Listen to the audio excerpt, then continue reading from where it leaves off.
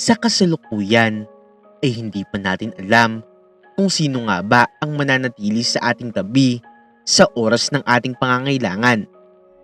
Pero kaya mo nga bang mahalin ang isang tao na kakikilala mo pa lamang? What's up guys? Sabay-sabay nating pakinggan ang kwento ng buhay ng babaeng si Patricia.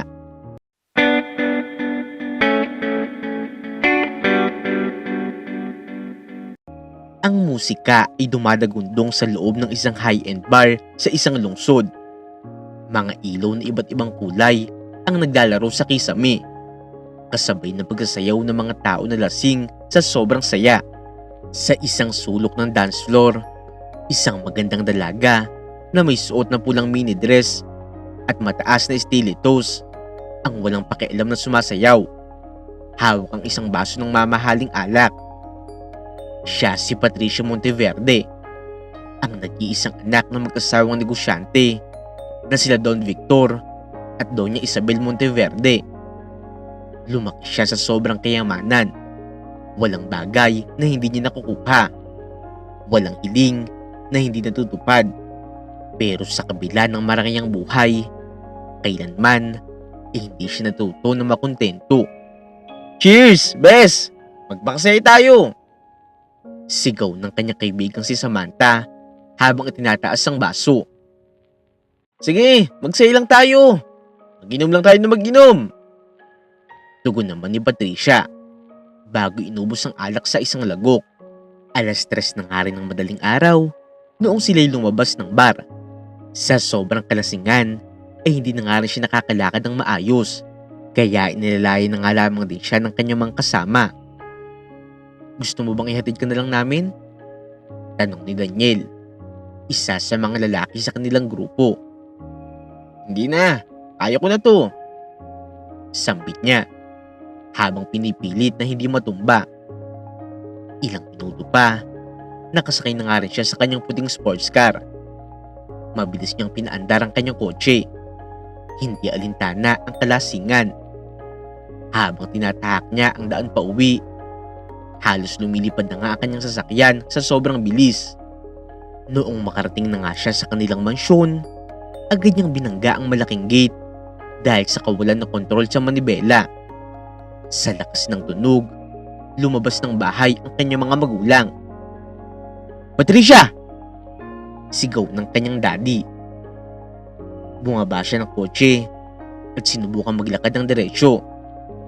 Relax lang daddy, wag kang high blood. Gas-gas lang yan. Sabi niya sabay tawa. Hindi na ito tama, Patricia.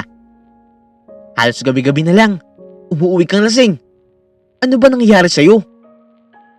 Galit na wika ni Don Victor. Wala akong ginagawa sa inyo. Pero ako naman ginagastos ko eh. Diba? So bakit kayo nakikialam? Sagot niya, puno ng inis. Dahil anak kita. At tandaan mo, habang nakatira ka sa bahay na ito, may pananagutan ka sa amin. Singhal ng kanyang ama. Lumapit naman ang kanyang mami at hinawakan siya sa balikat. Anak, nag-aalala lang kami sa'yo. Ano ba talaga gusto mo mangyari sa buhay mo? Napailing siya at tinanggal ang kamay ng kanyang nanay. Pati ba naman ikaw, mami? Gusto ko lang naman na maging masaya. Bakit parang kasalanan ko yun sa inyo? Ayaw nyo bang maging masaya ako? Kung totoong masaya ka, bakit ganyan ang buhay mo? Parang wala ka ng patutunguhan. Puro ka na lang bisyo at walang direksyon. Sagot ng kanyang daddy. Napuno ng galit si Patricia. Hindi ko kayo kailangan sa buhay ko. Hindi ko kailangan ng mga sermon nyo. Lahat ng ginagawa ko, sarili kong desisyon. At kung ayaw nyo, edi iwan nyo na lang ako. Tahimik. Nagkatitigan ng kanyang mga magulang at sa loob ng maraming taon, pinagtitiisan lamang nila ang pagiging rebelde ng kanilang anak. Pero tila wala na nga silang magawa para baguhin pa ito. Makalipas naman ng 1 linggo, Bumaba si Patricia mula sa kanyang kwarto at nagulat siya noong makita niyang punong-puno ng maleta at kahon ang kanilang salas. Nakita niya ang kanyang mga magulang na abala sa pag-aayos ng kanilang gamit. "Ano to?" tanong niya, puno ng pagtataka. Tumingin sa kanya ang kanyang daddy. Halatang seryoso ang ekspresyon ng mukha nito. "Patricia, alis na kami. Inilipat na namin ang mga negosyo namin sa Amerika. Mas makakabuti na ito para sa'yo. Para sa ating lahat." Sambit ng kanyang daddy. Napatawa siya ng mapait. "Gumagawa lang kayo ng drama eh. Para lang matakot ako. Ano? Totoo yun, di ba? Nice try, Dad." "Hindi ito drama, anak. Napapagod na kami sa paulit-ulit na ginagawa mo. Sa palagay mo ba, habang buhay, kaya ka namin sustentuhan? Sa lahat ng mga bisyo at mga ginagawa mo, sinisira mo lang ang buhay mo." Sagot naman ng kanyang mami. "Eti kung ayaw nyo, wag! Akala nyo ba, hindi ko kayang mabuhay nang wala kayo?" Nagtaas na nga siya ng boses. "Go ahead! Umalis na kayo! Wala akong pakialam. Simula ngayon, wala ka ng credit cards, wala ka ng trust fund, at wala ka ng matatanggap mula sa amin." Mariing sabi ng kanyang daddy. Napatigil siya noong marinig ito. "Ano? Anong ibig niyong sabihin?" "Pinutol na namin ang lahat ng mga sustento namin sa'yo, Patricia. Oras na para matutukan tumayo sa sarili mong mga paa." Sagot ng kanyang mami. Nanlaki ang mga mata ni Patricia. Hindi talaga siya makapaniwala. Sa buong buhay niya, hindi niya inisip na iiwanan pala siya ng kanyang mga magulang, na darating siya sa ganitong punto. "Teka lang naman, Mami, Daddy, hindi kayo pwedeng umalis ng ganito. Iiwan niyo ako, tapos wala akong pera?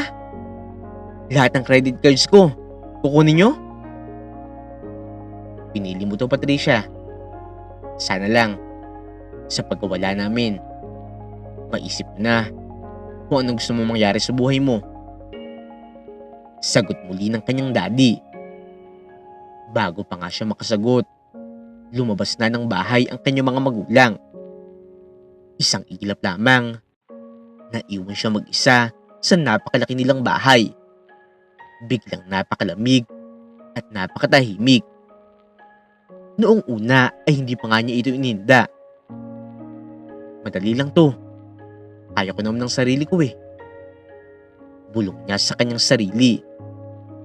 Pero lumipas sa mga linggo, unti-unti na nga rin niyang naramdaman ang epekto ng kanilang desisyon. Nasain na nga ang kanyang bank account. Wala ng credit card na magagamit. Wala ng kotse, dahil kinuha na nga rin ito ng kanyang daddy. At ang mas masakit, unti-unti na nga rin naglaho ang kanyang mga tinatawag na kaibigan. Noong minsan nga kasi na walang-wala na siya, ay sinubukan niyang lumapit sa kanyang kaibigan na si Samantha. "Bes, kailangan ko ng help mo. Pahiram naman ako kahit konting pera. Alam mo naman, temporary lang to, di ba?" "Sorry, Patricia. Wala rin akong extra ngayon eh. Sa iba na lang." Sagot ng kanyang kaibigan. Sinubukan nga rin niyang lumapit sa isa sa mga malapit niyang kaibigan na si Daniel. "Daniel, baka naman pwede mo akong patuluyin sa kondo mo. Kahit ilang linggo lang." Pero napakamot nga ito sa ulo. "Pasensya na, Patricia. Pero mayroong ibang nakatira sa unit ko. Hindi ka pwede doon." Isang araw, natagpuan na lamang niya ang kanyang sarili na paggalagala sa isang parke. Wala nang matutuluyan, walang makain, at walang matakbuhan. Umupo na lamang siya sa isang bangko, at doon, kusang bumuhos ang lahat ng sakit at hinanakit na matagal na nga niyang kinikimkim.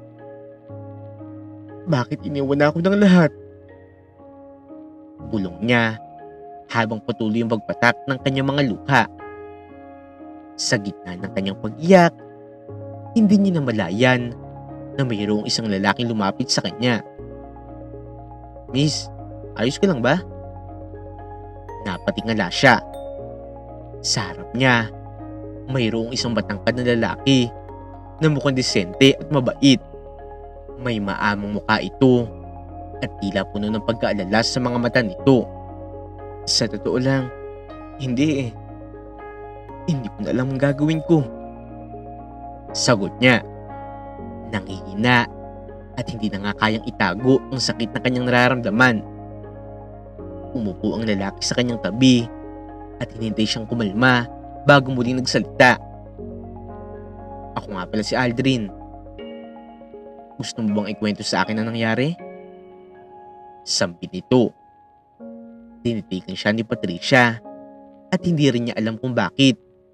Pero sa unang pagkakataon, naramdaman niyang mayroong isang tao na tunay na nagmamalasakit sa kanya.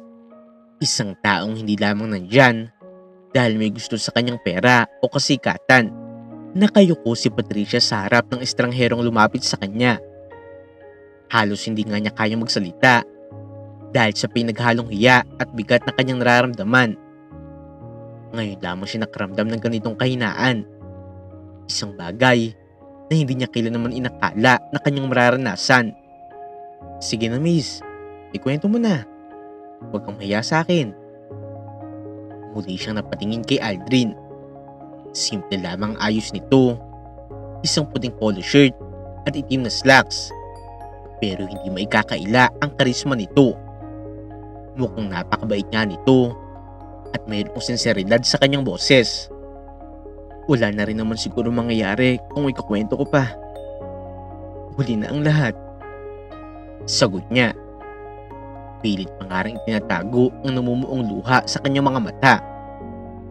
Ngumiti si Aldrin. Miss, minsan talaga mas gumagaan ang pakiramdam kung may napagsasabihan ka. Hindi ko alam kung paano kita matutulungan. Pero handa ako makinig. Sige na miss, ikwento mo lang. Napabuntong hininga si Patricia. Sa tagal niyang nagpakalunod sa bisyo at luho, ngayon lamang siya nakatagpo ng taong hindi agad siya hinusgahan. Sa halip na sermonan siya, inaalok pa nga siya ng tulong. Hirap na kasi ako ngayon eh. Wala na akong matutuluyan. Wala na akong pera. Wala na akong mga kaibigan. Wala na akong masasandalan. Sampit ni Patricia. Alam mo miss, oo, mahirap nga yung pinagdadaanan mo. Pero hindi mo kailangang sikmurain ang lahat ng iyan na mag-isa. Kailangan mo rin na makakasangga. Mahina, pero matatag na sabi ni Aldrin. Napakunod ang noo ni Patricia. Nagtataka sa mga sinabi nito. Anong ibig mong sabihin? Tumayo si Aldrin at ngumiti sa kanya. Kung gusto mong magsimula ulit, tutulungan kita. Pero sa isang kondisyon. Napaisip siya. Anong kondisyon? Tanggapin mong kailangan mo magbago. At tanggapin mo na hindi magiging madali ang pagbabago ngayon. Noong marinig ito, ay matagal siyang hindi nakapagsalita. Hindi kasi niya inaakala na mayroong isang estranghero na mag-aalok ng ganoong klase ng tulong sa kanya. Sigurado ka ba? Tutulungan mo ko? Pero bakit mo to gagawin? Tanong niya. Napangiti si Aldrin. Dahil minsan, may isang taong tumulong din sa akin o ang akala ko na wala na rin ako pag-asa. Kaya ito, ibinabalik ko lang din. Hindi pa nga rin makapaniwala si Patricia, pero dahil sa kanyang kalagayan, wala na nga siyang ibang pagpipilian. Sige, tatanggapin ko ang tulong mo. Bulong niya. Dinala siya ni Aldrin sa isang maliit pero maayos na apartment sa isang tahimik na lugar sa lungsod. Hindi ito barangya, pero malinis at maaliwalas. Dito ko muna titira. Sa ngayon, wala akong ekstrang kama. Pero may sofa naman. Pwede mo yung tulugan. Sabi ni Aldrin. Sa kalagayan ngayon ni Patricia, mas pinili nga niyang itago ang kanyang tunay na pagkatao. Sinabi lamang niya na sobrang hirap ng kanyang kalagayan ngayon at wala na nga siyang mga magulang. Kinabukasan, maaga siyang ginising ni Aldrin. Patricia, mag-almusal ka na. Oras na para maghanap ka ng trabaho. Napabalik ko siya sa pagkakahiga sa sofa. Ha? Anong trabaho? Anumang trabaho na tatanggap sa'yo. Ito talaga ang realidad. Kung gusto mong kumain at mayroong matirhan, kailangan mo magsumikap. Biglang napatingin si Patricia sa malambot niyang mga kamay. Hindi pa siya kailan naman nagtrabaho sa kanyang buong buhay. Pero ngayon, wala siyang ibang pagpipilian.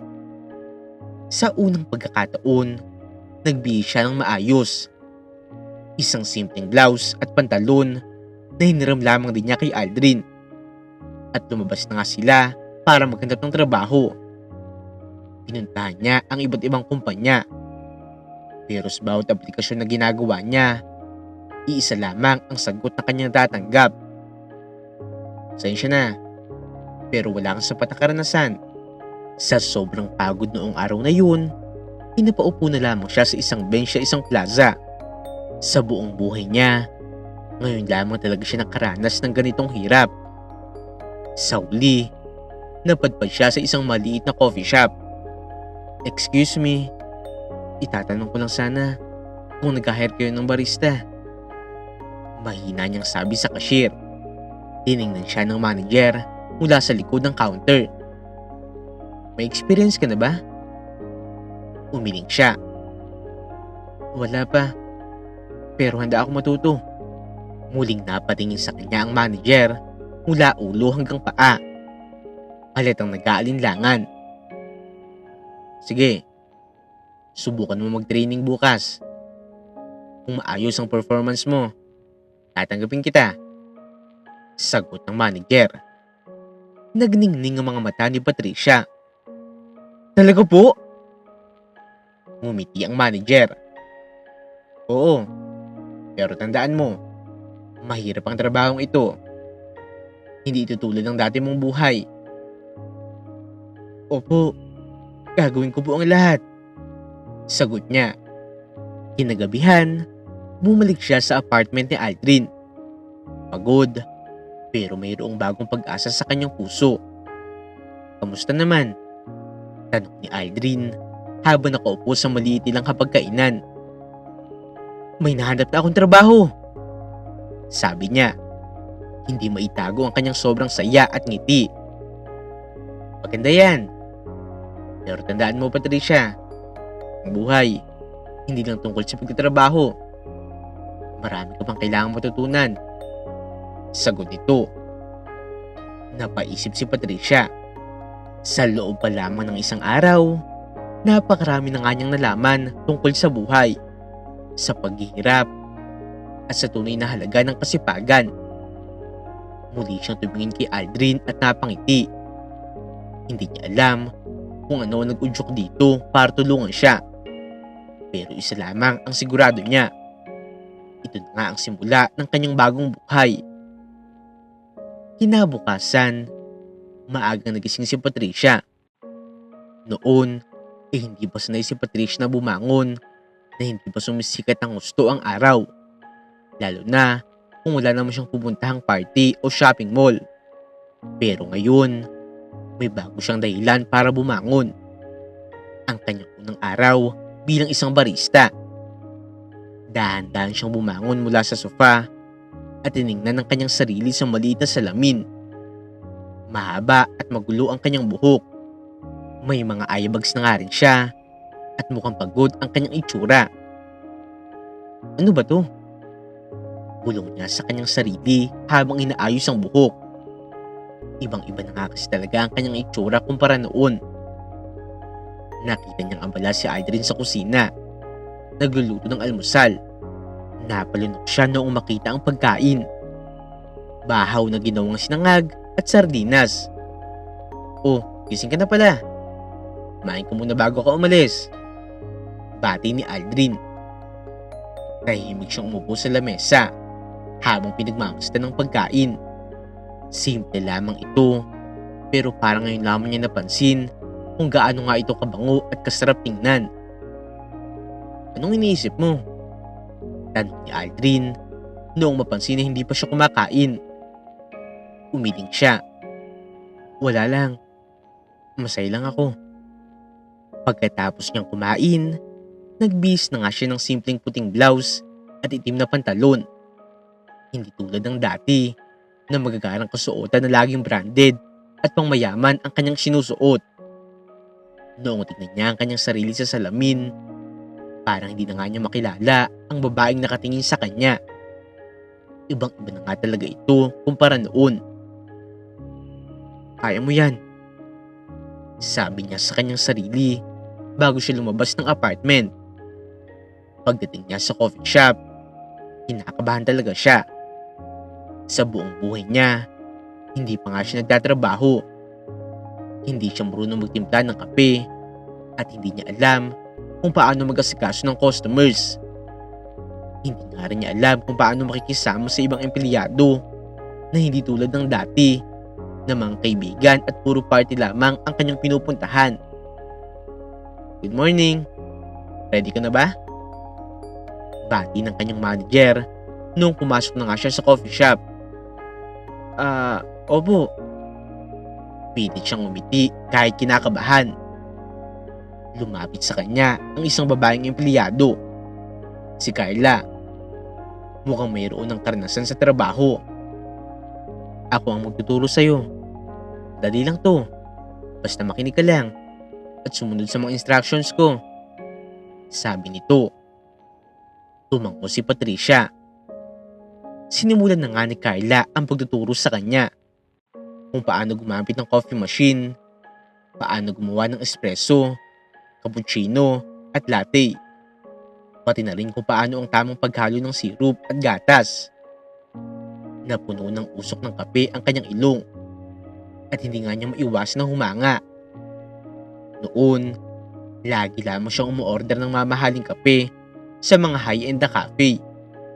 Pero ngayon, siya na mismo ang gumagawa nito. "Ay Patricia, mali yan!" sigaw ni Carla noong makita niya nagkamali siya sa sukat ng isang order. Napaatras siya.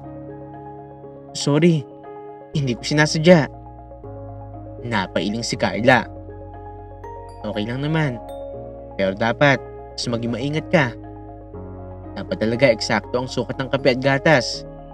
Hindi pwedeng bara-bara lang." Tumango siya. Pilit na inaalala ang mga instructions. Pagkalipas ng isang oras, pinagsalita siya ng manager. "Patricia, subukan mo mag-serve sa customers. Tingnan natin kung paano ka makikitungo sa kanila." Kinakabahan niyang kinuha ang tray na mayroong 2 taas ng cappuccino. Inilagay niya ito sa kamay niya. Pero noong magsisimula na nga siya maglakad papunta sa lamesa ng customer, biglang nanginig ang kanyang mga kamay.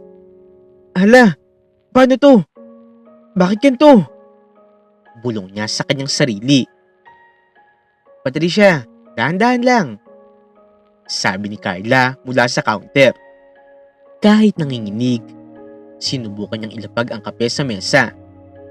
Pero bago pa nga niya ito maibaba ng maayos, nadulas ang isa niyang kamay at tumapon ng kape sa pantalon ng customer. "Ano ba yan? Ano ginagawa mo?" sigaw ng babae habang napapatalon. Nanlaki nga rin ang mata ni Patricia sa kanyang nagawa. "Sorry miss, hindi ko po sinasadya." Galit na tumayo ang customer. "Dapat kasi nag-iingat ka eh. Hindi mo ba nakikita? Ang init-init ng kape." Agad na lumapit ng manager. "Pasensya na po ma'am. Kukunin ko po ang bill nyo at hindi ko na po kayo sisingilin sa order nyo. Sorry po talaga. Nagpantig ang tenga ni Patricia. Hindi niya alam kung ano ang dapat niyang gawin. Pagkatapos ng insidenteng ito, kaagad siya tinawag ng manager sa opisina nito. Patricia, naiintindihan ko na bago ka pa lamang. Pero dapat mas naging maingat ka. Napayuko siya. Alam kasi niya na mayroon siyang kasalanan. Opo ma'am, pasensya na po talaga. Huminga ng malalim ang manager. Okay lang yan. May first time ang lahat. Pero kailangan, pagbutihin mo pa ng maigi. Kung gusto mo talaga manatili dito. Pagkalabas niya ng opisina, lumapit sa kanya si Carla. Uy, okay ka lang? Tumango siya. Oo, pero nakakaya eh. Parang gusto ko nang sumuko. Napangiti si Carla. Alam mo, ganyan din ako noon. Lahat naman tayo nagkakamali. Ang mahalaga, natututo ka. Natigilan siya. Doon, kapag mayroon nga siyang maling nagawa, palagi nandyan ang kanyang mga magulang para saluhin siya. Pero sa kanyang kalagayan ngayon, wala na siyang ibang maaasahan kung hindi ang kanyang sarili. Noong matapos na nga ang kanyang shift, lumabas siya ng coffee shop na mas pagod kaysa sa kanyang inaakala. Masakit ang kanyang likod, nanginginig ang kanyang mga kamay, at pakiramdam niya, naubos na nga ang kanyang lakas. Naglakad siya pa uwi, at nung umakarating sa apartment, nadatan niya si Aldrin na naghuhugas ng mga pinggan. Kumusta ang unang araw mo? Tanong nito. Kaagad siyang naupo sa sofa at napabuntong hininga. Nakakapagod. Napangiti naman si Aldrin. Yan! Welcome sa realidad! Napatawa naman siya ng mahina. Ang hirap pala ng buhay. Tumabi si Aldrin sa kanya. Pero di ba masarap naman? Masarap sa pakiramdam na mayroon kang nagawang mag-isa? Mas okay yan. Kahit hindi perpekto. Kahit mahirap. Napaisip siya. Totoo nga. Kahit na napagod siya ng todo, mayroong ibang klase ng kasiyahan sa kanyang puso. Para siyang mayroong nagawa sa buhay niya na hindi umaasa sa ibang tao. Umiti siya. Oo. Parang ngayon ko lang naramdaman yun. Tumango si Aldrin. Diyan nagsisimula ang tunay na pagbabago. At sa gabing yun, habang nakahiga siya sa sofa, napaisip siya kung kaya niyang pagdaanan ng isang araw sa ganitong klaseng buhay. Baka kaya nga rin niyang baguhin ang sarili niya ng tuluyan. Hindi na nga rin niya namalayan ng kanyang sarili na nakatulog pala siya na nakangiti.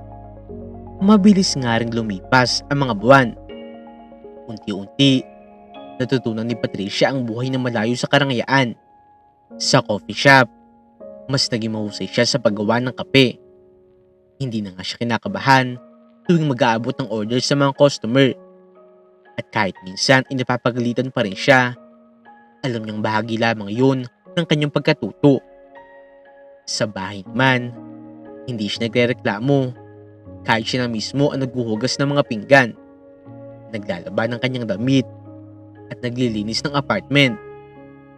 Para sa iba, normal lamang ang ganitong gawain. Pero para kay Patricia, isang malaking pagbabago ito. At sa lahat na nangyari, isang tao ang palagi nandyan na kanya naging sandigan. Si Aldrin. Isang gabi, habang nakaupo nga sila sa maliit na balkonahe ng apartment, hawak ni Patricia ang isang baso ng mainit na gatas, habang si Aldrin naman ay nakasandal sa pader. Hawak ang kanyang gitara. Aldrin, sa tingin mo ba, may patutunguhan pa ang buhay ko? Biglang tanong ni Patricia. Napatingin si Aldrin sa kanya. Bakit mo naman naisip yun? Napangiti siya ng mapait. Kasi minsan pakiramdam ko parang wala na akong direksyon. Alam mo yun? Ang tagal ko nang nabuhay sa maling paraan. Minsan iniisip ko, sapat na ba ang pagbabago ko? Huminga ng malalim si Aldrin. Tumingin sa kanyang mga mata. Patricia, ang pagbabago hindi minamadali.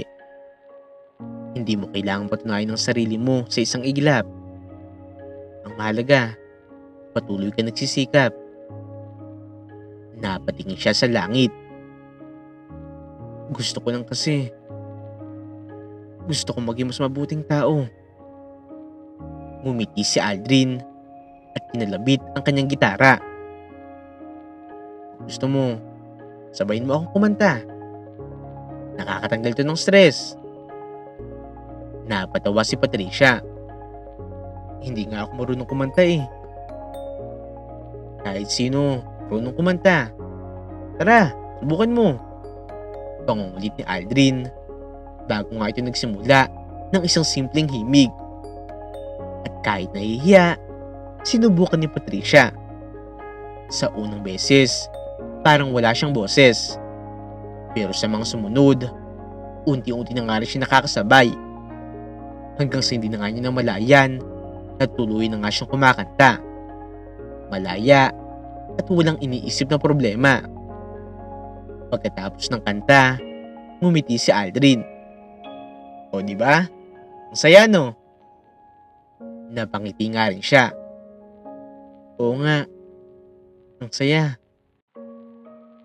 Ilang linggo pa nga ang lumipas at mas lumalim na nga rin ang nararamdaman ni Patricia para kay Aldrin. Hindi niya akalain na ang lalaking tumulong sa kanya noong napakadilim ng kanyang mundo ay ang tao magpaparamdam rin sa kanya ng tunay na kaligayahan. Isang araw, habang naglalakad sila sa parke, matapos ang kanyang shift sa coffee shop, biglang nagsalita si Aldrin. Patricia, gusto ko nang ipakilala sa mga magulang ko. Napahinto siya sa paglalakad. Ha? Talaga? Tumango si Aldrin. Oo. Alam ko, ikaw, namimiss mo rin ang mga magulang mo. Kaya gusto ko, maramdaman mo rin na mayroon kang pamilya na matatakbuhan. Sila na ang ituring mo na pangalawang magulang mo. Napangiti si Patricia. Pero sa loob-loob niya, may takot siyang nararamdaman. Hindi niya alam kung paano siya tatanggapin ng pamilya ni Aldrin. Ilang linggo pa nga na lumipas, dumating na ang araw ng kanyang pagpunta sa tunay na bahay ng pamilya ni Aldrin. Sa unang tingin pa lamang, alam niyang mula rin si Aldrin sa mayamang pamilya. Malaki at elegante ang bahay. Mayroong magagarang muebles at mayroong mga kasambahay na nag-aasikaso sa kanila. Pinakilala na nga siya ni Aldrin sa kanyang nanay at tatay. Mami, Daddy, ito po si Patricia. Ang madalas kong ikinukwento sa inyo. Ngumiti ang mami ni Aldrin na si Ginang Miranda. Pero mayroong bagyang pagsusuri sa kanyang tingin. Ikaw pala si Patricia. Aldrin, hindi mo naman nabanggit. May nobya ka na pala. Napakamot sa ulo si Aldrin. Gusto ko po sanang sabihin sa inyo sa tamang panahon. Ang daddy naman ni Aldrin na sa Ginoong Miranda ay tumango at walang imik na inoobserbahan siya. Sabihin mo nga iha, saan ka lumaki? Wika ng mami ni Aldrin. Nag-alinlangan si Patricia. Hindi niya masabi ang katotohanan. Sa probinsya lang po. Ganoon ba? At ano ang hanap buhay ng pamilya mo? Muling tanong ni Ginang Miranda. Napalunok si Patricia sa tanong na ito. Wala na po ako magulang. Matagal na po silang namayapa. Biglang naging seryoso ang mukha ni Ginang Miranda. Oh, pasensya ka na. Hindi ko alam. Okay lang po. Sagot ni Patricia kahit nag-aalangan siya. Matapos ang hapunan, kinausap ni Aldrin ang kanyang mga magulang noong sila na nga lamang ang natira sa silid kainan. Ano po ang tingin niyo kay Patricia? Mami, Daddy, tanong niya. Tahimik na humikop ng tsaa si Ginang Miranda bago sumagot. Mabait naman siya, iho. Pero hindi siya nababagi sa'yo, Aldrin. Napakunot noo si Aldrin. At bakit naman po? Sumabat ang kanyang daddy. Wala siyang may pagmamalaki. Hindi natin siya kilala. Hindi natin alam kung sino talaga siya. Pero gusto ko po talaga siya. Mahal ko po si Patricia. Sagot ni Aldrin. Ramdam ang bigat sa kanyang dibdib. Umiling ang kanyang mami. Huwag kang magpadalos-dalos. Mas mabuting makahanap ka ng babae na kapareho natin ng estado sa buhay. Hindi yung tulad niya, kung saan-saan mo lang siya nakilala. Hindi na nga sumagot pa si Aldrin. Alam niyang hindi madali para sa kanyang pamilya na tanggapin si Patricia. Pero kahit na ganoon, hindi niya gustong sumuko. Mahal niya ito at alam niyang hindi pera o estado ang sukatan ng isang tao. Samantala, habang nakaupo si Patricia sa guest room, naririnig niya ang pinag-uusapan ng pamilya nila Aldrin. Ramdam niya ang sakit sa bawat salitang binibitawan ng mga ito. Alam niyang hindi siya tanggap ng mga magulang ni Aldrin. Alam niyang hindi siya sapat sa kanilang paningin. At higit sa lahat, alam niya na kung malalaman nila ang totoo tungkol sa kanya, na dati nga siyang isang mayamang spoiled brat na nilayasan ng kanyang sariling pamilya, mas lalo nga siyang hindi tatanggapin ng mga ito. Lumabas si Aldrin sa silid kainan at agad siyang nilapitan. Patricia, uwi na tayo. Tumango siya. Habang nasa daan, tahimik lamang silang dalawa. Patricia, alam ko narinig mo ang lahat. Pasensya ka na talaga sa sinabi ng mga magulang ko. Bungad ni Aldrin. Umiling naman si Patricia. Hindi mo kasalanan. Huminga ng malalim si Aldrin. Pero alam mo hindi ko sila papayagan. Nahadlangan tayo, di ba? Alam mo yun, Patricia. Mahal kita. Ikaw lang ang gusto ko. Napatingin si Patricia sa kanya. Pero paano naman kung hindi nila talaga kaya na tanggapin ako? Kung ayaw talaga nila sa akin? Hinawakan ni Aldrin ang kanyang kamay. Mahal kita. At hindi nila kayang baguhin yun. Hindi nila ako pwedeng pakialaman sa aspetong yun. Sa sinabi niyang iyon, may konting ginhawang naramdaman si Patricia. Pero sa likod pa rin ng kanyang isipan ay mayroong bumabagabag sa kanya. Hanggang kailan nga ba niya maitatago ang totoo niyang pagkatao? At kapag nalaman nga ba ni Aldrin ang lahat, handa pa rin ba ito na tanggapin siya? Mula noong maipakilala ni Aldrin si Patricia sa kanyang pamilya, mas lalong naramdaman ng dalaga ang bigat ng kanyang kasinungalingan. Hindi niya akalain na ganoon kahirap ang pagtatago ng tunay niyang pagkatao. Lalo na sa mga tao na itinuturing na nga siyang bahagi ng kanilang buhay.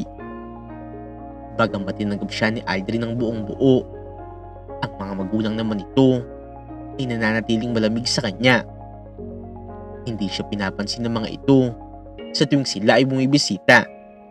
At kung minsan, ilantaran pa nga siyang nilalait ng mga ito na para bang hindi siya karapat-dapat sa kanilang anak. Ngunit sa kabila ng lahat, nanatili pa nga rin siyang matatag. Pinili niyang manatili sa piling ni Aldrin dahil ito ang unang lalaki na nagparamdam sa kanya ng tunay na pagmamahal. Hindi lamang dahil sa pera o estado sa buhay, kung hindi dahil sa kung sino siya bilang tao. Isang araw, habang sila ay nasa mansyon nila Aldrin, bigla siyang tinawag ng mami ni Aldrin. "Patricia, pumarito ko saglit." Matigas na boses ni Ginang Miranda. Agad naman siyang lumapit. "Opo ma'am." Tumitig ito sa kanya na parang nandidiri. "Marunong ka ba maglaba?" Napakurap si Patricia. "Ano po?" "Ang sabi ko, kung marunong ka ba maglaba. Dahil kung talagang gusto mo na maging parte ng pamilyang ito, dapat mong patunayan na kaya mong gawin ang mga gawaing bahay. Naiintindihan mo ba?" Ulit muli ni Ginang Miranda. Napatingin siya kay Aldrin na mukhang nagrereklamo, pero mabilis siyang umiti at tumango. "Opo naman po, marunong po ako." Hindi siya maaaring umatras kung ito ang paraan para patunayan ng kanyang sarili sa pamilya ni Aldrin. Handa siyang tanggapin ito.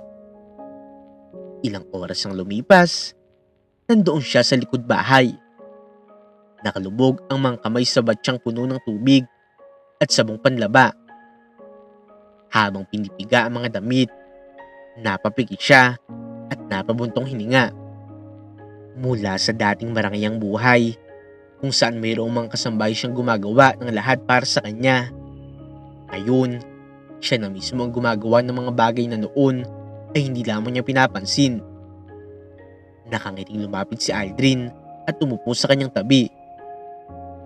"Magpahinga ka na muna. Ako na ang bahala dyan." Pero tumanggi siya. "Wag na Aldrin. Ayoko nang bigyan pa sila ng dahilan para maliitin pa ako." Napangiti si Aldrin at hinaplos ang kanyang likod. "Kahit anong gawin mo, Patricia, para sa akin, ikaw pa rin talaga ang babaeng gusto ko." Ngumiti siya, pero sa loob-loob niya, may bumabagabag pa rin sa kanya. Isang hapon, habang nagluluto si Patricia sa kusina, biglang mayroong tumigil na mamahaling sasakyan sa harap ng bahay nila Aldrin. Napalabas siya ng pinto para tingnan kung sino ang dumating. Pagkabukas ng pinto, muntik na nga siyang mapatakbo pabalik sa loob noong makita niya kung sino ang lumabas mula sa kotse. "Patricia!" Masayang sigaw ng kanyang mami na si Ginang Monteverde habang papalapit ito sa kanya. Kasunod naman ito ang kanyang daddy na si Ginoong Monteverde na mayroong bagyang lungkot sa kanyang mga mata. Hindi siya makagalaw. Para siyang napako sa kanyang kinatatayuan. "Patricia anak." Hinawakan siya ng kanyang mami sa muka at tinitigan siya ng mabuti. "Ang laki na ng pinagbago mo. Hindi ko alam kung matutuwa ba ako o maiiyak." Napapikit siya. Hindi niya alam kung paano harapin ang sitwasyong ito. "Teka lang po. Bakit? Bakit kayo nandito?" Tanong niya. "Hinanap ka namin anak at nalaman namin ang tungkol sa iyo at kay Aldrin." Sagot ng kanyang daddy. Napatingin naman siya sa kanyang mami. "Nagalit po kayo sa akin noon. Iniwan niyo ako." Naging malungkot ang mukha ni Ginang Monteverde. "Dahil gusto ko naming turuan ng leksyon anak. Pero hindi naman ibig sabihin noon hindi ka na namin mahal. Sa totoo lang, araw-araw ka naming iniisip. Palagi namin pinagdarasal na sana mabuti ang kalagayan mo. Na sana nagbago ka na." Unti-unting nangilid ang luha sa kanyang mga mata. Pero bago pa nga siya makapagsalita, biglang sumulpot sa likuran ang mga magulang ni Aldrin. "Excuse me, sino kayo?" Malamig na wika ni Ginang Miranda. Nagkatinginan ang mga magulang ni Patricia at nagpakilala ang kanyang daddy. "Kami ang mga magulang ni Patricia." Nagpantig ang tenga ni Ginang Miranda.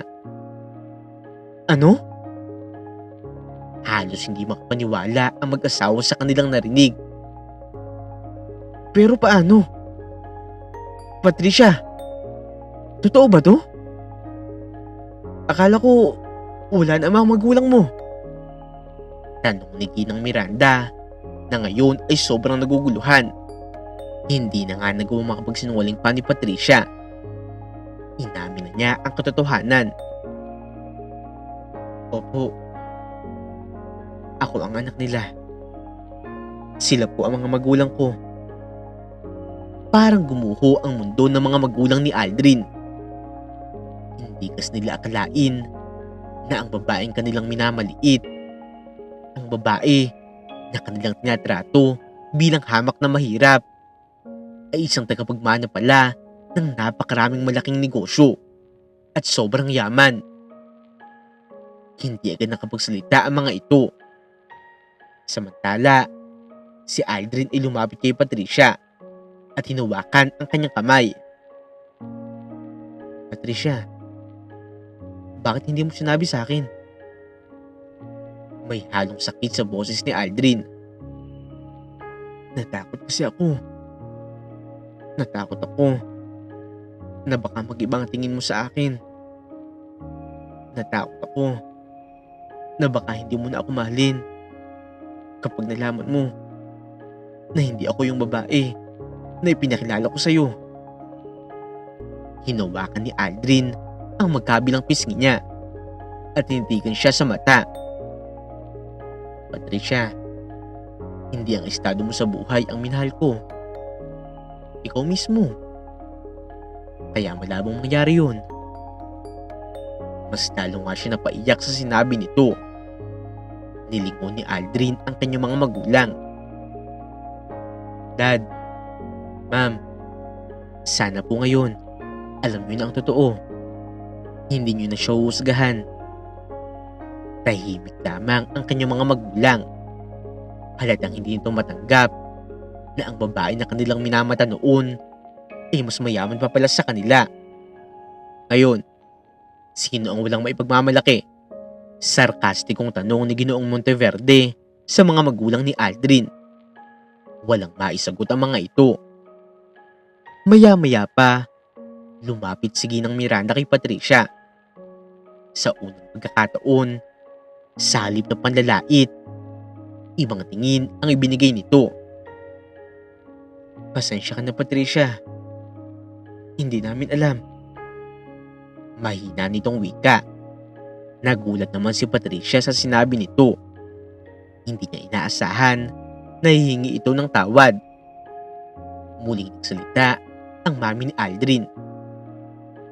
"Kung alam lang namin, hindi kasi na namin pinahirapan. Hindi kasi na namin tinrato ng ganoon."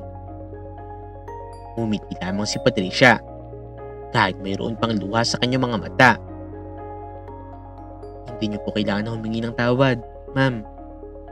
Sa totoo lang, marami rin po akong nalaman, natutunan dahil sa inyo." Sa pagkakataong yun, parang isang mabigat na tinik ang nawala sa kanyang puso. Mula noon, unti-unti nang lumambot ang puso ng pamilya ni Aldrin kay Patricia.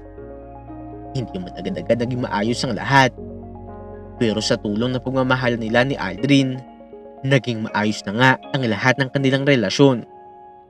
At higit sa lahat, nagkaroon muli ng pagkakataon si Patricia na ipakita sa kanyang pamilya na siya ay nagbago na. Hindi nga rin nagtagal, nagpakasal na nga si Patricia at Aldrin. Masayang-masaya talaga siya sa piling ni Aldrin dahil alam niya na napakabuting lalaki nito.